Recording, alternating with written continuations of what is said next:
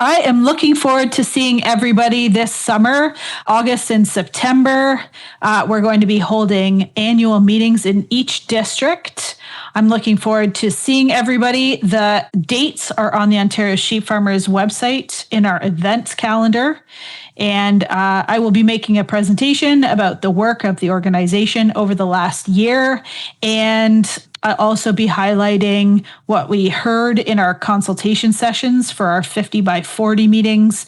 And I will share the timeline for the next 15 years of the work we're going to do in order to grow the sheep industry. So I'm looking forward to seeing you and sharing all of that with you over the next few weeks.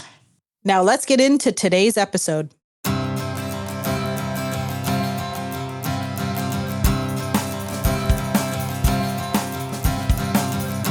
Hi, everyone. Welcome to Flock Talk. I'm Erin Morgan. And I'm Walker Ball, and we work for the members of the Ontario Sheep Farmers. Today, we're joined by Denise Bonin-Mount from District 10. Welcome, Denise. Thank you. Denise, we are so excited to see you featured as part of the Agriculture and Agri-Food Canada's International Year of the Woman Farmer campaign. You're a first-generation farmer who came into agriculture later in life after spending years traveling the world, which I'm super excited to learn more about. And your journey into farming isn't what many people would consider a traditional one. So let's start there. What did life look like before farming? What were you doing? What did you imagine your future might look like? Wow. All these questions were very big questions. First of all, I'd like to say thank you for inviting me on this podcast. This is really exciting. I've never done this before. So to answer your question, I'll first begin with, when I was a child, I always wanted to work with animals. I was not a great student, so my grades were not strong enough for zoologist or vet. Everywhere I went in my life, I always searched out animals. For most of my working career, I was in the hospitality business. I started off in the kitchen as a prep worker. One day, a colleague said, "You're wasting your time here. You should be out front." So I got the confidence and started off as a hostess, then went into serving. And there I remained as a server for most of my working life, which gave me the freedom to travel, to take off and go whenever I felt like it. And so I also worked as a server in Australia. I traveled to New Zealand, Indonesia, Thailand, Malaysia.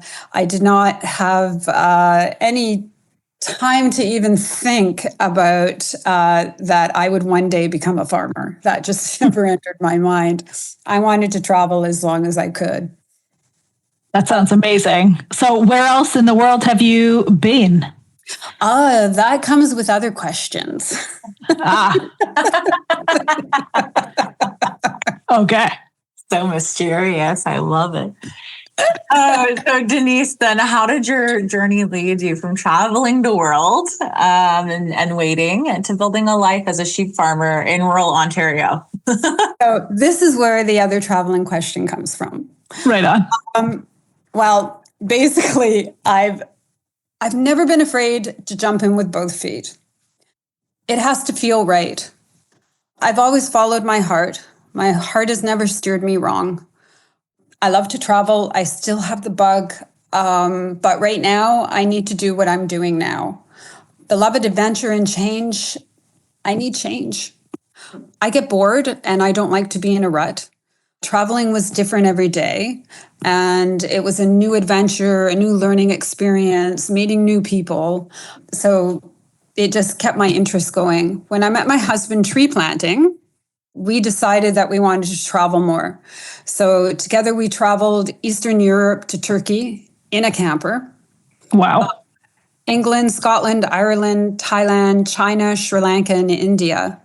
We have also spent 8 months traveling in a camper across our own wonderful, beautiful country with 2 cats. We came back to Ottawa, where my husband is from. We always came back to Ottawa, no matter where we traveled, where we went. Ottawa was our stationary point. So when we decided to come back to the family dairy farm thinking that we had a chance to buy some part of the farm. Unfortunately, that fell through.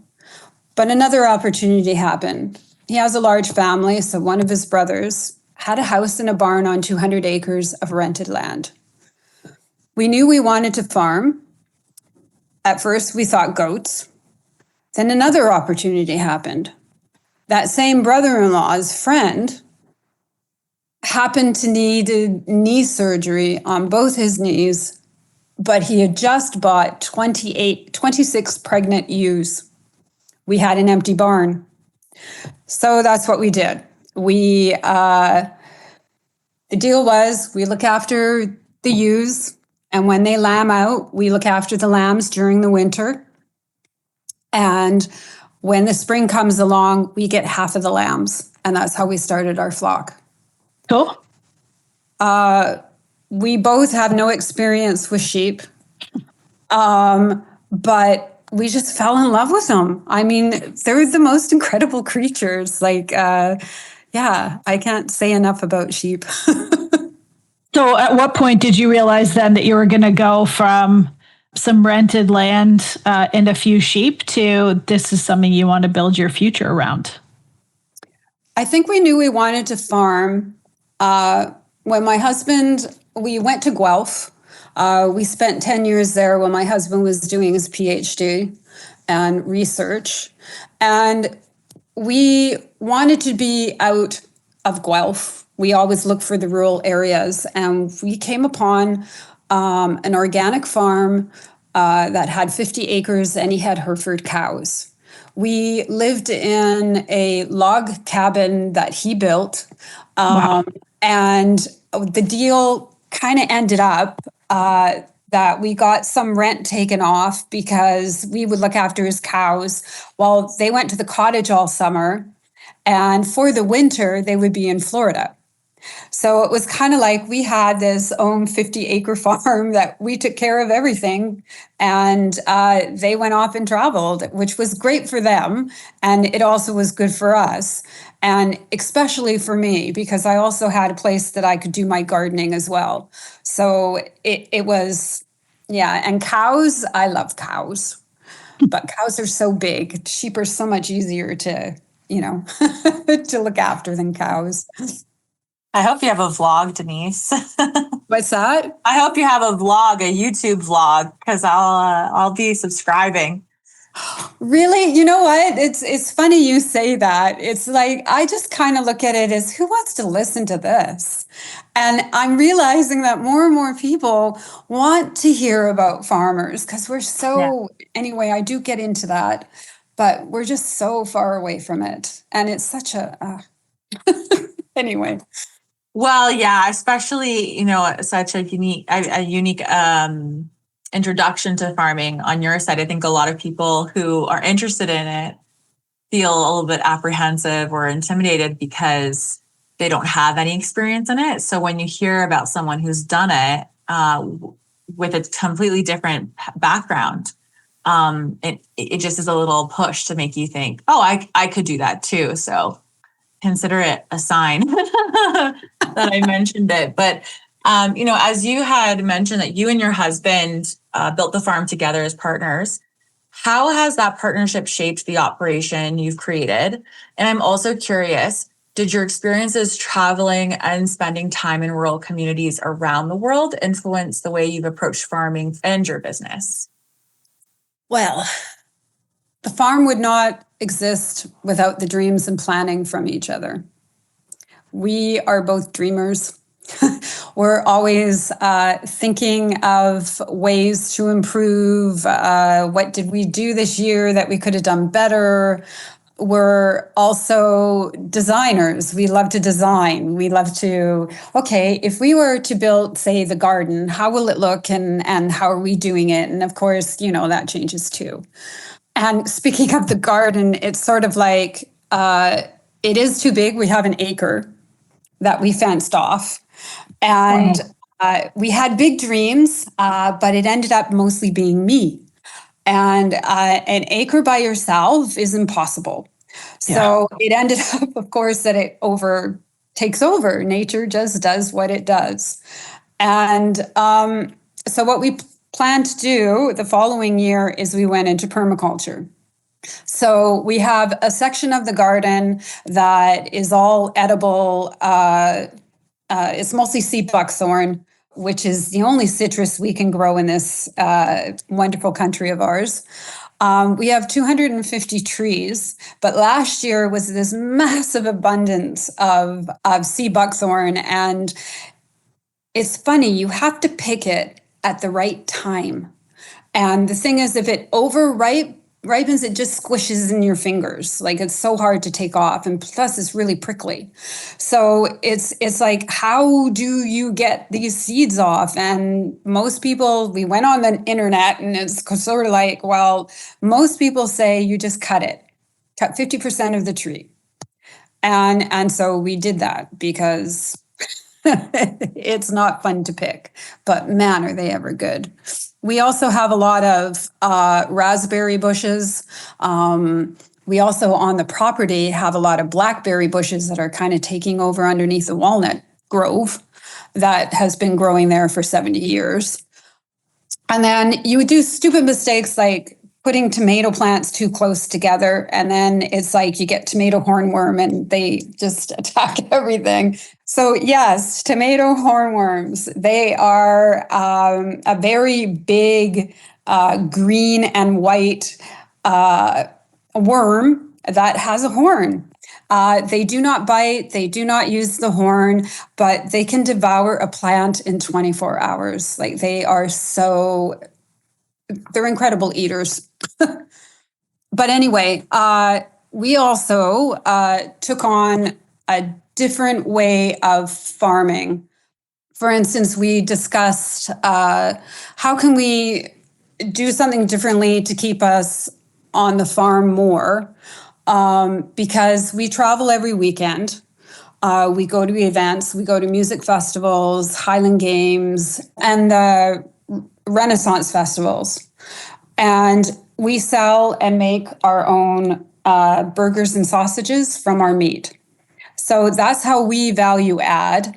And we don't think any other farmer is doing what we're doing. We just happen to have the skills that go along with it, which is why we decided that we'd get a food trailer, we'd go to events, and we would try and push our meat and teach people. Wow. Teach them about farming.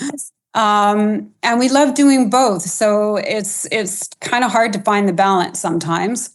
But as for the other question, traveling in rural areas around the world did influence our approach to farming and ways of understanding how farming is not a business. Farming truly is a way of life. It should never have become a way to make profit. Sure, make money off of it because we live in a capitalist society, but not go big or go home attitude. We need more smaller mixed farms, not more bigger and higher margins. We need balance. And at the moment, we are tipping the scales too far and we are off kilter. Yeah, that's really interesting start to your farm. It's wild. So as a first generation farmer, and maybe on the sheep side of things, what were some of the biggest learning curves you faced in the early years? For me, everything. Yeah. My husband had lots of experience with livestock because he grew up on a dairy farm. Actually, I don't think I would have chose farming if it were not for my husband knowing about livestock his whole life. Your husband had a hand in helping with get started with the sheep flock? Oh, absolutely. I mean, it's sort of like we were in this together. We knew we wanted to farm, and then this opportunity, we couldn't skip that. So, of course, like everything that we've done here has been together. Biggest learning curve. Well, tell us maybe a little bit about the how you evolved from having sheep to them having, burgers and sausages. Okay. How did that come to be? Well, it started off that my husband was working for a nonprofit organization called Just Food here in Ottawa. And they had a farm stand. And because my husband worked for them, we were able to join their farm stand. So when we first started, we were selling our meat product, like our cuts, and it really wasn't going that well. We weren't making that much money off of it. And the abattoirs were making sausages, and what was selling was our sausages. So we thought, well, why don't we start making our own sausages? So we ended up that the only way to do that was to either drive your meat to a commercial kitchen and all the equipment that you need and work from there and then bring the product home. And we thought, well, isn't there a way that we can do it ourselves and just skip that middleman? And so we looked into things and we found this trailer and it was perfect. And so we decided that that's what we were going to do. So it's a trailer that is health inspected every year. And in the winter, we make our sausages out of it. And it's not that big of a trailer, but it's enough for us to do what we need to do. And then we take it on the road and we sell our sausages, and now we make burgers as well. That's brilliant. I don't think I would have thought of the prep space also being the delivery vehicle. Like, that's really cool.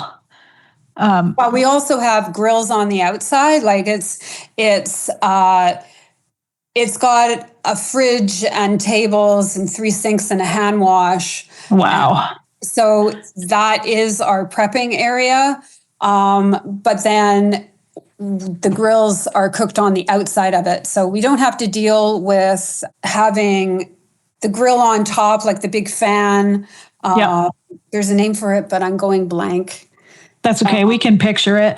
Yeah. You don't have to cook on the inside and have all that. Yeah. And we don't have to have it inspected in that way. We have small propane tanks, and that doesn't require what's called a TSSA, which is basically all your food trucks have to have that. And just for that fan is like $7,000. Wow. It's ridiculous, really. Yeah, you guys are really good at figuring things. So are you supplying it all with your own meat, or are you buying from other producers? We were buying from a local sheep farmer who also raises Katahdin. Oh yeah, I never told you that I raise Katahdin. Yeah. And how many do you have now? Right now we're at 78, and that's in another question too. Oh, okay. So, yeah, we were buying from him, and now we have enough that we can supply our own. Like, we have enough. We're at a point where we know that we can make it with 22 ewes that produce 44 lambs, and we average about 38 lambs a year. So, And that's all sausage and ground. Sausage, yeah, it's ground into sausage to make sausage and burgers. Wow. Wow, that's a really cool business model. Yeah. Thanks for sharing. Very cool. Yeah. So when I asked this next question, I think, of course, there would be points along this experience where you may have wondered if you made the right decision. But is there one specific moment or a point where you can remember very well, like, did I make the right choice? Did we make the right decision? I would say there was never a point where we thought we didn't make the right decision. Wow. But I sometimes question it now because everything is getting so expensive. We are making less and less money compared to the increase of prices for everything else. Mm-hmm. Take abattoirs, for instance. Their price increases every year. We can't do that. We would end up increasing ourselves out of the market because we depend on our customers to buy our product. What keeps me going is I love it. I love the land. I walk every day. The trees, the wildflowers, wild grapes, the blackberries. And I love my animals, my 2 wonderful, hardworking guardian dogs, my 7 cats, 4 inside, 3 in the barn, 78 sheep and lambs, and 35 chickens. And I just think, what more can a person ask for, really? Yeah. And are you still on that 200 acres that Yes, you, we are. from your brother-in-law? Yeah. Wow. Yeah. That sounds amazing. It's actually our 200 acres are rented from a large company here in Ottawa. So, you're involved with organizations like the National Farmers Union and the Associated Country Women of the World. So, why has staying connected to the broader agricultural community been important to you? And how has it helped shape your journey as a farmer? Well, I cannot say enough about the National Farmers Union. It's been amazing. It's an incredible organization that really works towards helping small farms. OFA is mostly, from what I've noticed anyway, it's a lot of dairy farmers that are associated with them, or a lot of the large crop growers. So they're changing as well.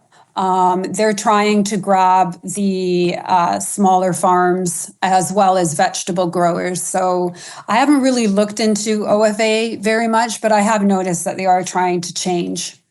But NFU also is very political.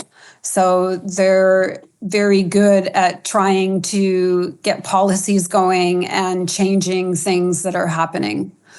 As far as the ACWW, NFU, and they're both members of each other. So Okay. that's how they're kind of associated. We do have a representative in the Women's Caucus, actually, that is for ACWW. So it's kind of cool because she gets all the information and then she passes it on to us. I'm also very involved in the Women's Caucus with the NFU. We just it's nice to talk to other farmers. It's kind of like doing this podcast. Like it's you actually get to talk about what you're doing, and it's to people who really understand it and get it. And there's also 2 women who also raise sheep, so we can relate to each other and sometimes give advice. So, and what I like about the Women's Caucus is that we all have very busy schedules and we're all across Canada.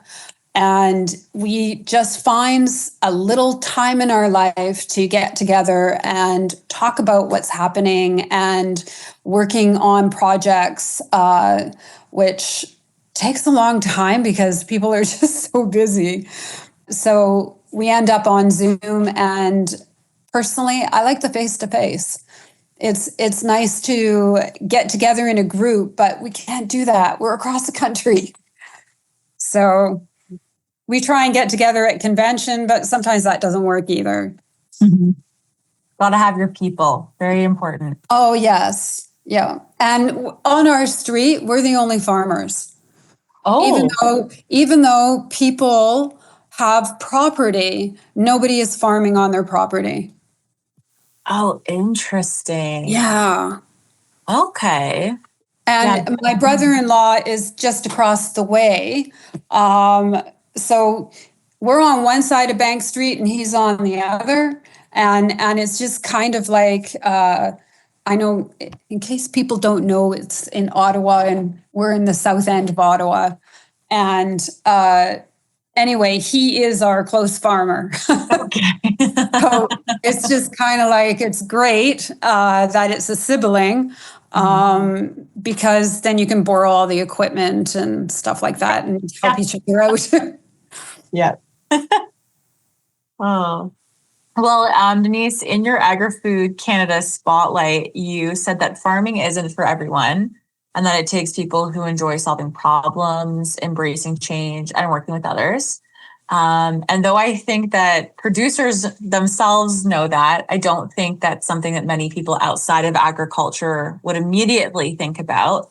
Can you unpack that a little bit more for anyone who's listening to this, thinking about getting into agriculture and who's identifying with your background of not coming to it through a family lineage, how do those qualities show up in everyday farm life? And why would you say they're important? So I grew up in Vancouver. I was a city girl until I met my husband. Going to the family farm really opened my eyes. And I learned how intuitive and inventive farm work was and farmers are. I grew up with the impression that farmers were stupid, and they're far from it. I have never known people who can solve a problem faster than, you got an animal on the run. What are you going to do? So you got to think fast on your feet.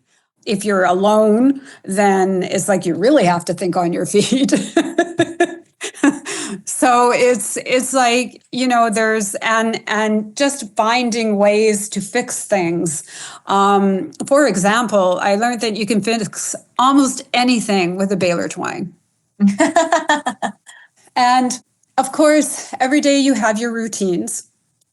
But when you open that barn door, there's always something that's going to be a little different. So it could be, for instance, you getting her head stuck under a gate. And you're thinking to yourself, how the heck did you get your head in there? And why can't you get it out? And so you're kind of thinking, okay, if I go this way, then no, that won't work. And so you're just figuring something out, and finally you get them free, and you're hoping that they'll never do it again. But unfortunately they do. No lesson learned.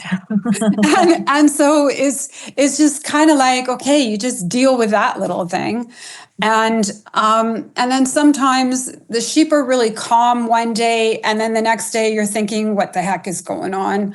And then the dogs are running around reacting differently, and you're thinking, okay, what's up? And so you notice that you smell the skunk all of a sudden, and you're just like, what the heck is going on? Yeah. You can't find the skunk, but you can sure smell it. It's there. But anyway, one of the toughest things that we're dealing with this year is because of all the rain we're getting, the mosquitoes. It is worse than spring. And these poor animals can't get away from them. We've got fans in the barn now because we had to come up with a solution. And the only solution was to get as many fans in that barn just to circulate the air so the mosquitoes would stop. And it's like, it's bad out on the fields, like in the pasture, in the garden. Like we have to wear a bug net in August. Like it's kind of ridiculous. But hopefully September will be drier. I can just imagine all of the sheep with like little bug net hats on. Wouldn't that be great? Their whole entire body covered. Yes. Because we ended up with a black ram, and so we have a lot of black sheep. And I've always wanted black sheep, but then now I realize that, the poor things, like mosquitoes are attracted to black. Right. Yeah. Have to go in for some highlights. So, yeah.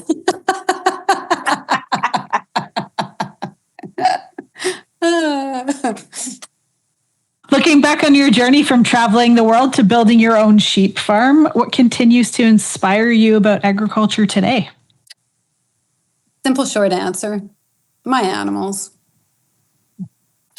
But okay, in all honesty, even though times are changing, it's as does agriculture needs to change too. I believe it's time to put culture back in agriculture. What I mean by that is people are forgetting where their food comes from. Mm-hmm. But what really inspires me is the young farmers today who are involved in changing the way small farms work. They're more involved in political change, fighting for their rights and affordable land, fighting for fairness and a way to make their farms viable. That inspires me a lot. And as young people, they usually are very enthusiastic. They have to look forward to the future. And it's sort of like, as I'm aging, I am finding I'm becoming more and more cynical. And it's getting harder for me to inspire young people. But then I realize that I have to look back when I was younger, and it's like absolutely everything was open to you, and you just took your chances. You just went. You just did it. And I think that's what the young farmers are doing today. They're just doing it because they want to do it, and they're going to try and make it work. Yep. Persevering. Yep. And that gives me a lot of hope. Mhm. Yeah, that's a great answer, Denise. So if someone is listening today who's always dreamed about farming but doesn't come from that background, what would you want them to know? This I put a lot of thought into, and it's going to be duplicating a lot of the things we said. It's a very long answer. So I'm just going to read it. This is a very complicated question because I have mixed feelings. I'm not going to sugarcoat this. Farming is a different game today. The reality of farming today is that it's very difficult for a young person, and not so young, to get into farming. Land prices are over the roof. Livestock prices, fencing, feeding, and getting equipment is very difficult and expensive.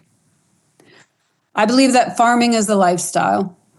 It was never meant to be a business. We don't need to make profit every quarter and feel as though we are failing at making our business work. The only way to make farming viable is supply management. I will choose a dairy farmer, for instance, who only milks 50 cows, can make a decent living and not have to worry about the market prices going up and down. They get a paycheck no matter what. Whereas any other farmer needs to go bigger just to keep making the same amount of living. Everything has changed now because all farmers need to make a profit and able to compete with the market. What that causes is an overconsumption of livestock, fruits and vegetables, and especially larger farm equipment. It means more land and trees are being sacrificed and cleared for more land. Then again, more farmland is being turned into condos or houses. How are you supposed to feed the growing population when you pave over and build on prime farmland? We have to put more emphasis on how important farmland is to feeding the growing population. I will never, ever understand why farmers have been at the bottom of a totem pole when they should be at the top. Unless you look at it as being that the bottom supports the whole entire totem, and it supports the weight of all the others. That's when you can put farmers at the bottom, is only to support all of the top, but still be the priority and the reason why we're farming. Farming is truly the love of the land. I mean, not money-wise. You can't put a dollar value on land. It's too precious. Nobody should be able to buy farmland. It should be used for the sole purpose of growing food for us all. But that's a pipe dream. Unless society changes the way it is thinking and puts farmland higher on the priority list, rather than making as much money as it can. It should also be used sustainably, without pesticides and herbicides, bringing back mixed farming by rotating animal pastures and planting edible trees and plants. We should be working with nature as much as possible, not against it. I will leave this with a positive note.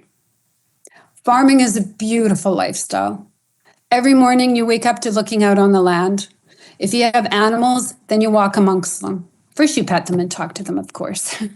I do that all the time. You can grow your own food and know where and what goes into some of your food that you eat. It truly is a beautiful life. We would not be farming today if it were not for the help of families supporting us. That is the truth. Yeah. Well, thank you, Denise. That was a really great way to end it. And I'm grateful for your family supporting you, that you can have such a beautiful farm, because it just sounds idyllic. I have a lot of passion for for farming. I never thought I would ever be a farmer, and it definitely is what I was meant to be. That's wonderful. Well, I hope you get to travel the world some more, though, because it also sounds like you were meant to travel. The funny thing is like, we were talking about this today, actually, and I said, there are a few places in the world that I would really like to go, but I would also be extremely happy just traveling our own country. I always say to people, if you've never traveled anywhere and you'd like to travel Canada first. We have everything you can possibly want. We got rivers, mountains, oceans. We have wetlands. We have desert. We have forests. Like everything you can need except for hotter weather. Can't have it all. I feel like that's coming, fortunately. Yeah, well, times are changing. Wait a few years. No. Oh, man. Yeah, you're absolutely right. I wholeheartedly agree with you. I've seen every province, and I just have one territory left. So fantastic. Yeah, I love traveling Canada. Fully agree with you. And now I'm taking my kids around. So awesome. Yeah, it's a beautiful country. Well, thank you very much, Denise. Really appreciate your thoughts today. Lots to think about. Absolutely. And really appreciate you coming on the podcast. And we can totally see why you were featured by Agriculture Canada. So that's fantastic. And congratulations for that. Yeah, that was fun. Yeah. Well, thank you. It was really lovely meeting you too. And you know what? When I think about it, I have listened to one of your podcasts. Have you? Yeah, because it just clued in that, I think I've listened to you guys before. Our voices sound familiar. Excellent. And thank you for listening. If you enjoyed this episode of Flock Talk, please subscribe to your podcast app to receive alerts to our future episodes. And please share our podcast with your friends. For more Ontario Sheep Farmers content, follow us on social media under the handle @Ontario Sheep Farmers and visit our website, ontariosheep.org, for more resources. Till next time.